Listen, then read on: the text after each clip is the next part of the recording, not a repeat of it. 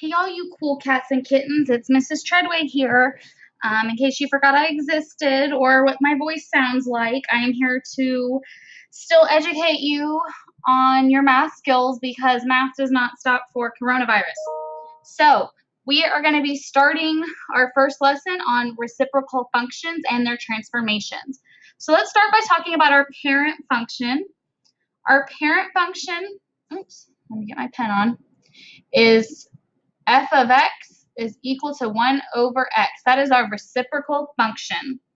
And if I want to see what this looks like on a graph, I am currently using Desmos because I do not have an Inspire at home. So I just go to Desmos, the graphing calculator, and I typed in my function here. And this is what my graph looks like. So I'm going to now try to draw that. Forgive me, I'm not an artist, and on the computer it's a little bit harder. So this is what my graph looks like, more or less. And this type of graph is actually called a hyperbola.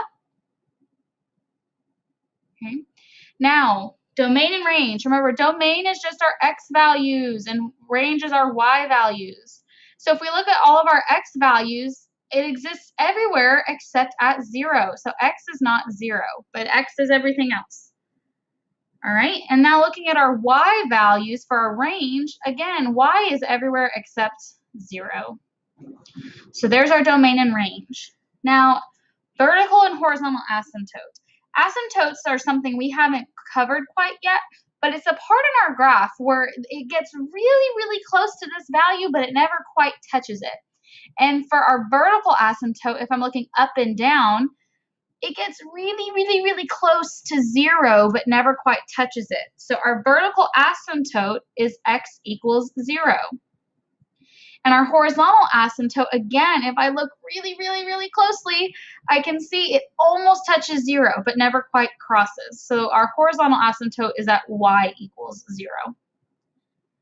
So now that we have a little more information about our parent function, let's talk about some transformations. And you're going to recognize that these are really similar to the transformations we had when we were graphing exponential functions.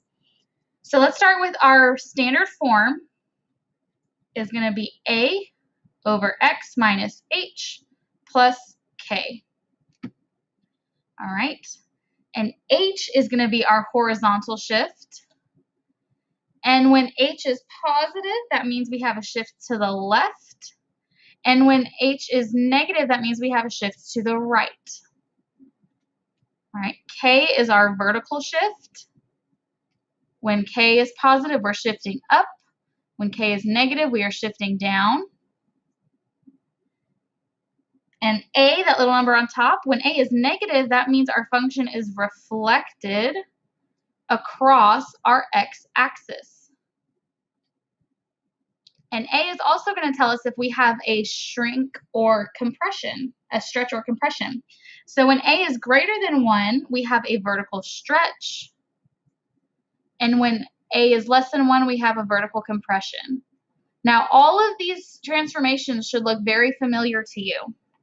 The only thing that's going to be different here is that we can identify our asymptotes from our function.